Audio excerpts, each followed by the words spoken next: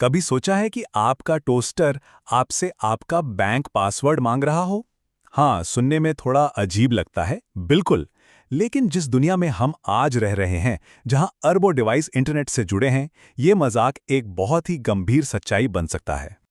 और बात सिर्फ डेटा चोरी की नहीं है। ये जो कहावत है ना, ये इसलिए इतनी पावरफुल है क्योंकि ये साफ साफ दिखाती है कि डिजिटल दुनिया में एक छोटा सा बदलाव हमारी फिजिकल यानी असली दुनिया को कंट्रोल कर सकता है। मतलब एक हैकर कहीं दूर बैठे बैठे घर के स्मार्ट लॉक को खोल सकता है या फिर कार को कंट्रोल कर सकता है। अपने आसपास ही देख लीजिए, स्मार्ट लाइट्स, सिक्योरिटी कैमराज, यहाँ तक कि गाड़ियाँ भी अब सब इंटरनेट से जुड़ी हुई हैं। सही है, इससे लाइफ बहुत आसान हो जाती है। लेकिन हर कनेक्टेड डिवाइस एक खुला दरवाज़ा भी हो सकता है। जरा सोचिए, इस वक्त एक आम घर में कितने डिवाइस इंटरनेट से जुड़े होंगे, और क्या वो सारे के सारे सेफ हैं? तो आइए इसी स्मार्ट डिवाइस डिलेमा यानी दुविधा को समझते हैं, जहां सुविधा और सुरक्षा के बीच एक बहुत ही पतली सी लकीर है। ये उदाहरण इस खतरे को बिल्कुल सामने लाके खड़ा कर देता है। सोच के देखिए, एक हैक किया हुआ सिक्योरिटी कैमरा किसी चोर को ये बता सकता है कि घर कब खाली है। अब ये सिर्फ डेटा चोरी की बात नहीं रह गई, ये तो सीधे सीधे परिवार की फिजिकल सेफ्टी का सवाल बन जाता है। तो सवाल ये उठता है कि आखिर ये डिवाइस इतने कमजोर क्यों हैं? चलिए एक आईओटी अटैक के एनाटॉमी को समझते हैं। ये एक ऐसा बैटलफील्ड है जो दिखता नहीं।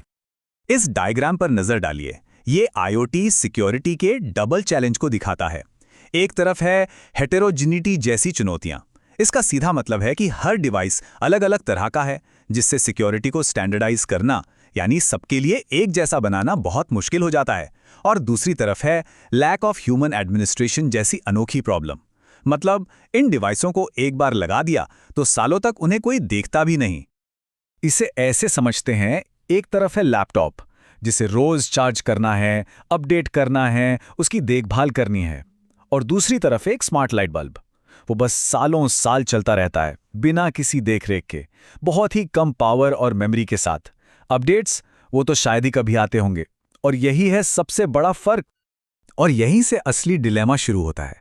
देखिए, मजबूत सिक्योरिटी के लिए ज्यादा प्रोसेसिंग पावर चाहिए, जिससे बैटरी जल्दी खत्म होती है। बेहतर सिक्योरिटी फीचर्स डिवाइस की कीमत बढ़ा देते हैं। तो नतीजा क्या निकलता है? बनाने वाले और खरीदने वाले दोनों ही अक्सर सबसे सस्ता यानी कि सबसे कम सिक्योर ऑप्शन चुनते हैं।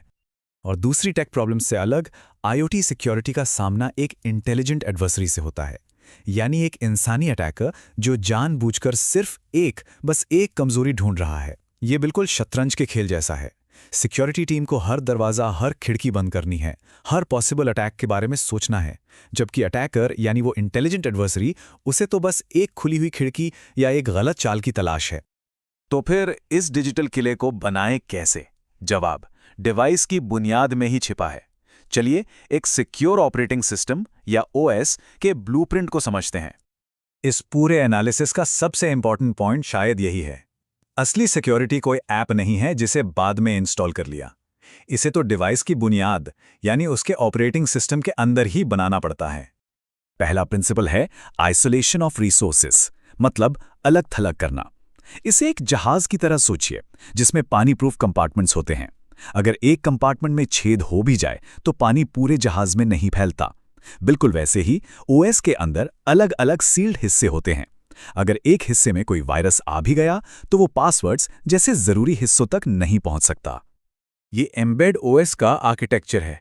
ये दिखाता है कि कैसे एक हार्डवेयर एनफोर्स दीवार बनाई जाती है। देखिए, एक तरफ है नॉन सिक्योर चीजें जैसे कि ऐप्स, और दीवार की दूसरी तरफ है सिक्योर एनवायरनमेंट जहां कीज और जरूरी फंक्शंस रखे जाते हैं।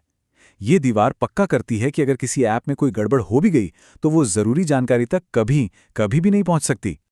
दूसरा प्रिंसिपल है ओपन डिजाइन। सीधा सा मतलब है किसी सिस्टम की सिक्योरिटी इस बात पर डिपेंड नहीं करनी चाहिए कि उसका डिजाइन कितना सीक्रेट है। ये बिल्कुल वैसा है जैसे एक रेसिपी को छुपाकर रखने की बजाय उसे सबके साथ शेयर कर दें। जब दुनिया भर के एक्सपर्ट्स उस रेसिपी को देखते हैं तो वो उसे बेहतर बनाने में और गलतियां पकड़ने में मदद कर पाते हैं। ठीक उसी तरह जब सॉफ्टवेयर का कोड ओपन सोर्स होता है तो हजारों एक्सपर्ट्स उसे चेक करके ज्यादा सिक्योर बनाते हैं। इसे समझने के लिए लिनक्स और विंडोज का एग्जाम्पल बिल्कुल परफेक्ट है। लिनक्स का सोर्स कोड सबके लिए अवेलेबल है, इसलिए दुनिया भर से एक कम्युनिटी उसकी कमियों को ढूंढकर ठीक कर सकती है। ये एक कम्युनिटी एफर्ट है। वहीं दूसरी तरफ विंडोज़ अपने कोड को प्राइवेट रखता है, तो उनकी सिक्योरिटी पूरी तरह से उनकी इंटरनल टीम पर ही निर्भर करती है। तो आखिर रियल वर्ल्ड में इन प्रिंसिपल्स को कौन लागू कर रहा है? आइए इस मैदान के कुछ बड़े कंटेंडर्स पर एक नज़र डालते हैं। यहाँ कुछ बड़े IoT ऑपरेटिंग सिस्टम्स हैं और हर एक की अपनी खासियत है, जैसे एम्बेड OS, जिसका प्लेटफॉर्म सिक्योरिटी आर्किटेक्चर उसे हाई सिक्योरिटी एप्लीकेशंस के लिए बेस्ट बनाता है। या फिर टाइनी OS को देखिए, इसका मेमोरी फुटप्रिंट इतना छोटा है, सिर्फ 400 बाइट्स, कि ये सबसे कम रिसोर्सेज वाले डिवाइस के लिए परफेक्ट है। मतलब हर OS सिक्योरिटी और परफॉर्मेंस के बीच एक अलग बैलेंस बनाता है। तो आखिर कनेक्टेड सिक्योरिटी का फ्यूचर कैसा है? चलिए अब तक की सारी बातों को एक बार आखिर में समराइज कर लेते हैं। तो इस सब से हमने क्या सीखा? सबसे पहली और ज़रूरी बात, सिक्योरिटी बाय डिज़ाइन होनी चाहिए, बाय एक्सीडेंट नहीं। दूसरा, आइसोलेशन, ये ज़रूरी फंक्शंस को बचाता है, भले ही डिवाइस का कोई हिस्सा कॉम्प्रोमाइज़ हो जाए। तीसरा, ओपन डिज़ाइन कम्युनिटी की ताकत का इस्तेमाल करता है ताकि कमियां जल्दी पकड़ी और ठीक की जा सकें। और आखिर में, कोई एक सॉल्यूशन सबके लिए नहीं है, हर डिवाइस की ज़रूरत के हिसाब से सही OS चुना जाता है। तो अब जब हमारे घर और शहर स्मार्ट होते जा रहे हैं, तो एक सवाल जरूर उठता है, क्या गुड इनफ सिक्योरिटी यानी काम चलाऊ सुरक्षा अब सच में काफी है? क्योंकि जैसे जैसे हमारी दुनिया एक दूसरे से जुड़ती जा रही है, ये सवाल और भी ज्यादा जरूरी होता चला जाएगा।